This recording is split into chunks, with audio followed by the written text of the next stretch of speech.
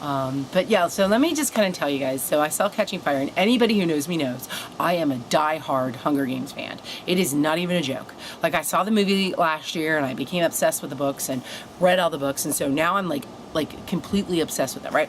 So, and I've read Catching Fire 6 times. Like, it's no joke. It's 6 times, and I mean read it. I have like little sticky notes in there where all my favorite scenes are, and in fact, I noted them like, I would say months ago. Like, when I read it for probably the second time, I noted them.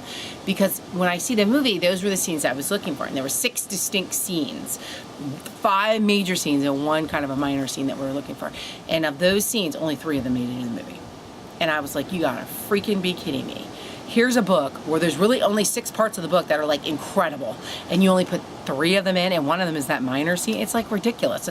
And not even that, they didn't even do a good job with the 3 that they put in there. Like, everybody's like, oh, the movie's incredible. Oh my God, it's so good. And let me just say, it is a good movie. Like, if you're just going for an enjoyment of a movie, it's a fantastic movie. I mean, the graphics are incredible, and the storyline's really good. And I mean, if you like revolutionary movies, you're gonna be really into this, and it's that kind of thing where and the characters are phenomenal, and obviously, the actors who did it were, top of the line. They picked the best actors for the parts. And let me just say shout out to Jenna Malone and Elizabeth Banks. Oh my God. I hated Effie in the first movie, and she was so funny in this one and just so good.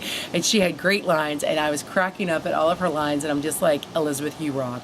You took Effie from where she was in that first movie to just the funny, she's the comedic relief in this movie. And it used to be Haymitch, but now it's her. And I really liked it. And Jenna is incredible as Joanna. I mean, just incredible. She nailed her. I mean, nailed her. And I was like, dang, girl. Every time I think of Joanna now, I'd be like thinking, oh, Jenna. Every time I read it, I'll be picturing Jenna. Because she was one of the ones I just couldn't believe it. I was like, oh, why'd they pick her? I don't know. Oh, I don't know if she can do it.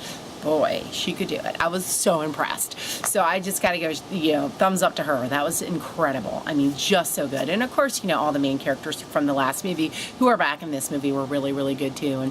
And the tributes that they found, the guy who played Beetee, Jeffrey Wright, yeah, he was good. Very, very good as Beetee. And the girl that played Weirus, oh my gosh, she was so good. Not what I pictured, but really, really good in that part.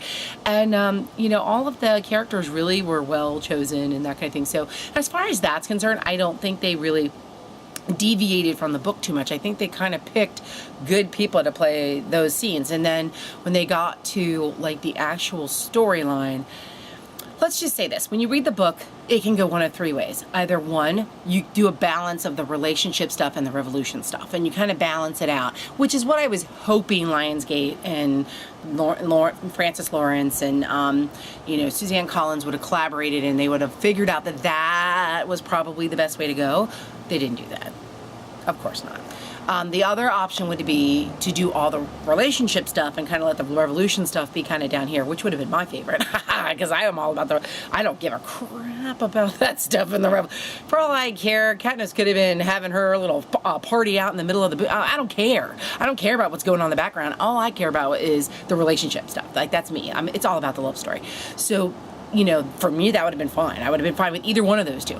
But instead, they went with the third one, which is not... I really honestly can't tell you how devastated I was walking out of the movie theater, because they went with the fact that it was a push about the revolution. It was a push about Katniss being a part of this revolution and how she started and all this. And yeah, there was some love scenes going on. They added a love scene with Gale. Let me tell you something, people. If you walk out of that movie theater and you think she's going to end up with Gale, I'm not going to spoil it. Well, maybe I should tell you if there are spoilers, but I'm not going to spoil it for you. But the reality is, that's not the way you should be ending Catching Fire. Because first off, who the heck cares what happens to Peeta if you and your mindset are walking out going, well, oh goody, now she's going to be with Gale. Well, guess what, folks? That's not the way Catching Fire was supposed to end. At the end of it, I was devastated. I was in tears. I was like crying. I'm like on the floor. My husband's like, what is wrong with you? I was like, oh my God, what did they do? What is wrong with this writer? Why did she do this to me? And that's the whole thing I don't understand, because reading the book, I was devastated at the end. I was in tears. I was crying. I was so heartbroken at the end of that book. And at the end of the movie this time, I was like, what? Like, that's how I felt walking out of the movie theater. I was so mad and angry. They cut out major scenes from the relationship stuff, and you're gonna walk out of the movie theater thinking one thing, and it's not gonna be the right thing, because you don't get the right. And I just kind of wonder if Francis Lawrence even likes the PETA character. Like, does he even really like the PETA character? Because he's really pushing Gail. Like, it's all Gail, Gail, Gail. And I'm like, you know what? It's not supposed to be. That book was not supposed to be about Gail. Yeah, there's a little bit of Gail in there. It's the third book where you get more Gail stuff. And yeah, the first half of the third book. In fact, I got through the first half of the third book barely. It was horrible. I hated every freaking second of it. I tortured myself. And I kept thumbing, nope, no PETA yet. No, I would go ahead in the book like 20, 30 pages. And I'm like, oh my God, no PETA for 30 pages? I can't do this. It's hard. My husband's like, just push through it. Just push through it. And I'm like, oh my God, it's awful. So now they're going to have a whole freaking movie without PETA. I'm like, I can't do it. He's going to be in 4, maybe 5 scenes in that movie. Oh my God, it's going to be torture. I'm going to wait for that to come out on video. I don't even know that I'm even going to bother going to see it. I mean, I love Jen and I love Liam. It's not about them. It's about the fact that I just can't stand those characters. Like, I could do without Katniss. I mean, how bad is it? They could make a whole movie about PETA and I'd be happy. I love PETA. And, you know, and that's probably part of my problem, is that PETA is my absolute favorite character ever. And they completely destroy him in the third book. So it's so hard for me to watch. It's just going to torture me throughout that whole third movie, because I know he's only going to be in snippet here, snippet here, snippet here, and then ending, and that's kind of it. That's it. That's all it's going to be. And it's going to be sad, because he's just so, my God, when I watched how Josh played him, oh, my heart, the whole way through the movie, I just kept going, oh, PETA. And he was so good at it, and he's just so sweet, and he has like this, like, his facial expressions tell you more than anything. Like, he doesn't have all his classic lines, which is sad, because and this is something, Francis Lawrence, if you ever see this, I'm really upset with you, because you said your whole thing was trying to keep all those classic lines from the movie that people remember, and yet you cut out 2 of the most important lines from PETA. I mean, oh my gosh. When he turns to Katniss and she says to him, so what do we do with the rest of the time we have? You know, they're getting ready to die, obviously. And he turns to her, he says, I don't care what we do, as long as I get to spend every minute with you. How, as a woman, can you hear a man say that and not want to pass out on the floor? I was going to pay money just to hear Josh say those words. That was, I mean, I could, and then like on the rooftop, when he looks at her and he says, I wish I could just freeze this moment and live in it forever. Oh, God, oh my God. What is wrong with you? Do you not realize what those lines are like? Incredible. And that rooftop scene was probably the best scene in the entire movie. I mean, to me, it was even better than the beach scene, because it showed how Katniss was falling in love with PETA. And if you don't see that, how are you gonna know? What are you gonna care if PETA gets captured and sent off to? And you don't care. You're like, who cares about PETA? Because now she gets to have her relationship with Gale. No. So it's so ridiculous, and I'm so frustrated. They're going to wonder, in the third movie, they're going to wonder why she's catatonic and crazy, why she's going nuts, because you don't understand why she feels so strongly about him, because you cut out half the relationship stuff. And that's part of the story. I mean, that's part of her story, and you cut it out. You just, oh, they know, they got it. No, I'm sorry, they don't get it. And that extra 12 minutes that you could have added those 2 scenes in would have made people go, oh, she really is kind of falling for PETA. So, you know, those are some things that I think they need to work on. And I'm already knowing where they're going to go with that third book. And it's not looking good. And I'm really sad, because I know they could have needed this incredible love story that women all over the country fall head over heels for, and still make it that action movie that guys like. You know, there's a happy balance. And if they'd have done the balance, I would have been fine. That would have been fine with me. And I don't think they did. I think it was more revolution, more. And the other thing is, oh my God, everything was boom, boom, boom, in your face, in your face, in your face. Like, it was so fast. Like, PETA dies and 2 seconds later he's alive. What? What? Like, you didn't even have time to cry because he was alive in like 30 seconds. Not even 30 seconds. You know, it was like, CPR, CPR, done. I'm like, oh wait, I'm not gonna cry because he's alive now. You know, like, you didn't even get a chance to like get emotionally involved, because, you know, you had 2 seconds. And then the beach scene, Could you botch that Bama up anymore? I mean, my gosh, it was really cute. Like, I loved, of course, Josh and Jennifer's connection in that, as playing the Katniss and Peeta, were beautiful, and it was there, but they kind of lost it for a little bit towards the end, because it was like, you know, nobody was supposed to be with them. They were supposed to be alone and on the beach and by themselves, and everybody else was asleep, and instead the whole damn world's like watching them, and you know, and I'm like, because everybody's awake and it's the middle of the daytime, and I'm going, what? You know, like, it just didn't make any sense to me. And when he handed her the pearl, it was kind of like a little kid handing a kid a candy bar. Hey, I found the pearl. Would you like it? Hey, look at this lollipop. You want? You know what I'm saying? Like, it was kind of like lame.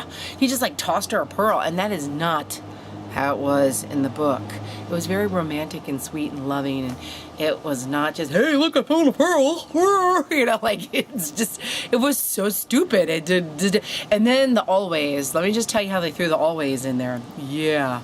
So he comes in her room the night she has the nightmare, the first nightmare on the train, and she says, come sit with me, and he says, as he's, you know, getting into bed with her and holding her, he says, always. And I'm like, seriously? That's how you're gonna throw the always line in? People suck. You should have just done the really good scene with Bonnie and Twill and thrown in that scene and had everybody understand why District 13 is so important, and then come into this whole idea, because all of a sudden, boom, Katniss is in District 13 and everybody thinks it's gone.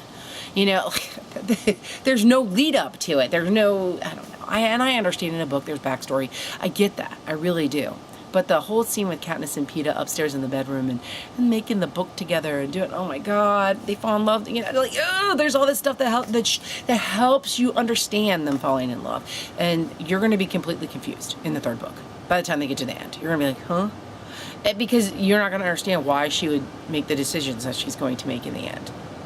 Or why she would be upset that Peeta's, I don't know, captured. If she's so in love with Gale, wouldn't she just be like, hey, finally, Peeta's out of my way, let me just rush off it? She's not like that, and she's not going to be like that, because she's actually devastated about the whole thing. So I'm just like, stupid, stupid, stupid, stupid. So let me just say, you know, if you don't care about the love story, then you're going to be totally fine with this movie. If you only care to see Josh play Peeta and see some kissing scenes or whatever, and let me just tell you, Jen gets her kiss on in this movie. My husband walked out and he went, damn, did she kiss enough guys in this movie? She kissed like half the cast. Jen was getting her kiss on in this movie. They should have asked her, what was it like to kiss Calf? You know, they're always asking her about Josh and Liam, and I would have been like, so what was Cass like? Yeah, what was that dude like? What was that kiss like? How about my husband's like, did she kiss Hamish too? And I was like, I don't remember. Cinna, there was a little kiss going, you know, like she was kissing everybody. So let me explain. So yeah, they need to stop asking her about Josh and Liam and start asking her about the old men. You kissed all the old dudes in the movie too, so would you like to talk about those kisses? Because they were kind of funny. They were the ones that were more amusing. But yeah, so if you're going to see it, you know, you'll be entertained. It's not going to not entertain you, and it's not going to be a good movie. It was a phenomenal movie. If you look at it as a standalone movie, it's fantastic. But if you know it's part of a book adaptation, it depends on what you wanted to get out of the book. My husband never got a love story out of that book, so for him it was fine. He was like, oh, I thought it was good. Yeah, because you didn't even know there was a love story going on. I remember when I said it to him, he goes, there's a love story in this book? I never realized that. So, trust me. There's a love story going on, and if that's something that you really liked about the book, I think this is going to kind of leave you short. It really is. And I know it's unpopular opinion. There's probably 10 million people out there already cursing me out for not loving this movie for everything it's worth.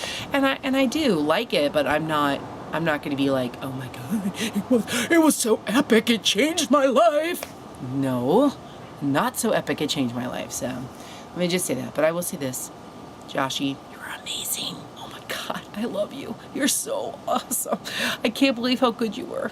You were just so good. You were my Peeta, always. And I don't care what anybody says about picking on him for whatever reason.